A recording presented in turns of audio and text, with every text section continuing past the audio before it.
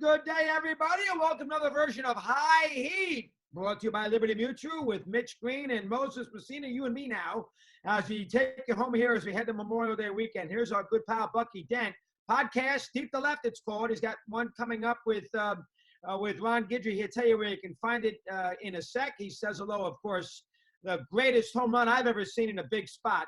Well, close. The game itself was Yankees, Red Sox in '78. Bucky, long time no chat. A pleasure. How are you today, pal? Okay? I'm doing great, man. Thanks for having me on. And that was a great game, one of the greatest games ever played. And I don't know if you'll see too many more like that one because of, two teams on the last day, Red Sox, Yankees playing a one-game playoff. The whole world stopped to watch that game. No, you know why it was such a great game, Bucky, is because it represented the season.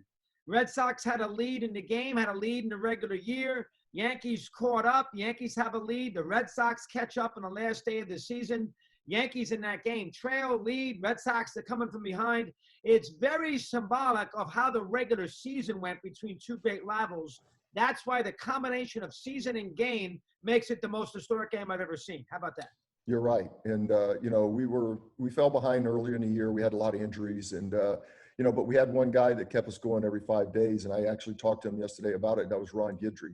He had a tremendous year and we knew every fifth day we were going to win. And as we got healthy, we started to put win streaks together. Catfish came back. And as we got closer, we went into September and we had the Boston Massacre where we went up there and we beat them 4 straight. And, we just had a group of guys that were a bunch of professionals that grind and they knew how to win. And, to play in that game that day was the most intense pressure game I ever played in my life. 25-3 was Guidry. He started that day. Yaz hit a home run against him. Before we get to the World Series and a couple other things here, Bucky, how about the ball off your ankle and fooling around there, dancing around, and then using Mickey Rivers' bat in the 7th inning off Torres? I know you've talked about it a million times. Tell the audience. Go ahead. Well, before the game, I was struggling a little bit, so I asked Mickey if I could borrow his bat. And during batting practice, I cracked it under the tape. So in the 7th inning, when I came up, I had had a blood clot that year, and I didn't wear my guard. I said, I'm not going to wear it today, one game, heck with it. And I left it off. So Torres threw a sinker down and in, and I fouled it off my foot, and I went back. And we didn't have any more infielders. So I knew I was going to have to play because we were one guy short because Randolph had a pulled hamstring. So Mickey comes over to me and he goes, "Hey, homie, you got the wrong bat. That one's cracked." And I really wasn't paying attention to him. My foot was killing me. So as I started to walk up to the plate, the bat boy came over and said, "Hey, Mickey told me to give you this bat. That one's cracked." So I just grabbed it and walked up.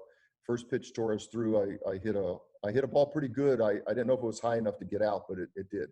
It did. Made it 3-2. Reggie, of course, later on 5-2. Then the Yankees held on for dear life in the 8th and the 9th inning. So many plays. A lot of people forget that you had the great World Series. I even forgot about it. MVP beat the Dodgers in 6, and you had 7 RBIs. You had 417. People almost forget about that World Series because of the game is so significant. Bucky, how about that for a second? Well, they do. They forget about the World Series. But, I started – that game kind of got me locked in, and I started, feeling good going into the playoffs and into the World Series. You just get that feeling where you get locked in and the ball slows down, the game slows down, and I had a great World Series. But there were some other guys had some great World Series. Nettles at third base made some tremendous plays in that series.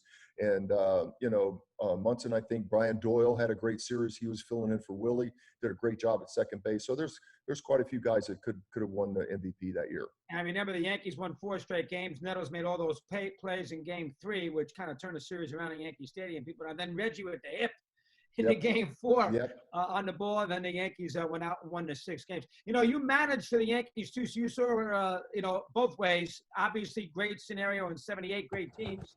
Then you had to manage those couple of years too. That was tricky for you, Bucky. How about that for a sec? Go ahead. Well, I came over in '89 for Dallas Green. The Yankees were in a down time. They were in a down time. And, when I took over, I asked George, I said, this is going to take a little time, so if you're not going to be patient, I'm going to get fired too. And actually that's what happened about, June of next year, I got fired in Boston. But, I love managing. It was something that I wanted to do, and I retired early to go do it. DeKalzer talked me into, going down and managing and learn to do it the right way. And I don't regret anything. I enjoyed working for George and had a good time. And the Yankees were my team, so I got to play for them. I got to win the World Series, and I got to manage them. So I got lucky. And you probably deserved a second. I know you worked for Torrey there in St. Louis, Bucky. You probably deserved a second shot somewhere, correct? Well, I did. I interviewed for, about 3 or 4 jobs. I thought I had a couple of them, but they didn't work out. I went on and had a great career coaching. I coached for Joe, 91, 94, St. Louis. Then I went to Texas with Johnny Oates. We had some great teams. We just couldn't beat the Yankees because that was the start of their dynasty, 96, 98, 99. We played them in the playoffs and got beat. But we had some great teams. You did. Now you're doing this podcast. You're getting a lot of great players on. It's involved with the Yankees and Guidry, you just mentioned. Give me some thoughts on deep to left. That's interesting. Go ahead. Well, they called me in spring and asked me to do it. They had this idea of, doing a Yankee podcast with older guys and younger guys. And I've really enjoyed it. I mean, the stories, I just love the stories. I had David Wells, I've had Ripken, Andy Pettit was phenomenal. And I had Guidry on actually day before yesterday talking about the stories, the playoff game, his career. And, one of the stories he was talking about the other day was, I asked him, before the game, I wanted him to tell the story about he came in early and had a routine, but that day he went to sleep under the training table, and Right. the training table in Boston had a little area you could climb under, and George walked in, says, Gene, you seen Gator? And he goes, no. He says, I think he took a walk down the right field line. He said, well, I wanted to tell him how big a game this is. And Gator's thinking to himself laying up under the table. You don't have to tell me that. I know. So, I think I know. Yeah. So stories like that. And Pettit, was phenomenal. Telling stories about his era of 96, and those great teams. It's funny too. Reggie always seemed to find himself in these big spots in those 2 years. Reggie with Billy. Don't forget he got fired, Billy, in that summer of '78. Reggie, one of the reasons why, with the bunt scenario and the suspension. Then Reggie comes back and hits home run in the 8th inning at the left center field, the bomb, which turns out to be the game-winning run. Reggie always seemed to be in the middle of it his whole career in the big game. Bucky, how about that for a sec? Always. He's a big game player. He was a guy that he just thrived on moments. And, Reggie was he was just a big time player. Fun to watch. And that game too. Now, listen, there was that big play there at the Pinella in the 9th inning when Remy did not go to third base, which would have, as it turned out, would have tied up the ball game when he deked him. And you were at shortstop. Were you involved in that play from a deke standpoint with Pinella out in right field or not? Well, actually, Pinella made 2 great plays in that game. He made a play earlier in the game on a ball Yastrzemski, I think, hit. He had moved over, and he had said that, Guidry was pitching on short rest, and he didn't have his real good stuff that day. So he moved over a couple steps, and he caught a ball over in the corner. But in the 9th inning, he lost the ball in the sun. Yeah, and I was a cutoff man towards third base. And he kind of lost it for a second. The ball bounced and went right in his glove, and he cut. I was Burleson who was trying to go to third base. Right. Yeah, and Remy hit it. Remy hit it. And actually, he stopping him from going to third. Jim Rice hit a fly ball that would have tied the game up. Huge. And then Yaz hit swung at the first pitch. A shortstop don't want to hit the ball to him there, but Gossage took all the suspense away because Yazoo had a big game. Hit the first pitch. He popped up the first pitch down the third base line. What were you thinking when Yaz was up there? And remember, Gossage had pitched 1 million innings in that game and year. What did you think when Yaz got up there to end the game there with the pop up the third base at Nettles? Well, Goose tells a story that he had a vision that it was going to come down to him and Yastrzemski. And, that moment, it was like I can replay it 100,000 times. And it was just, people say, well, what were you thinking? I was saying, well, don't hit it to me, laughing, but you get locked in that moment. And Goose had a way of reaching back and getting a little bit more.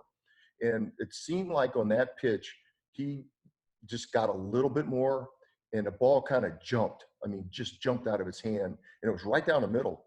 And Yaz just missed it and popped it up to third base. And of course, Nettles, was thinking, to himself, pop it up, make him pop it up, Goose. And then when he popped it up, he said, not to me, because he didn't like to catch pop-ups, and actually he caught it off to the side. Yes, he did. Foul territory, though. He got a break. It was in foul territory. So if he dropped it, the game would not have been tied. But you're right. He caught it off his side there. Yeah. And then he had so much momentum. There was no way you lose to Kansas City. And then, of course, the World Series there with the MVP. Bucky, that's a tremendous job. Deep to left. We'll make sure we keep an eye on that. Good to talk to you again. Keep up the great work. Thanks very much, pal. Thanks a lot. Thanks for having me on. You got it. Bucky Dent. Enjoyed that immensely. Nice to have you with us. Liberty Mutual, of course, with Moses and with Mitch Green. Have a good Memorial Day weekend. We'll see you early next week. Here on High Heat.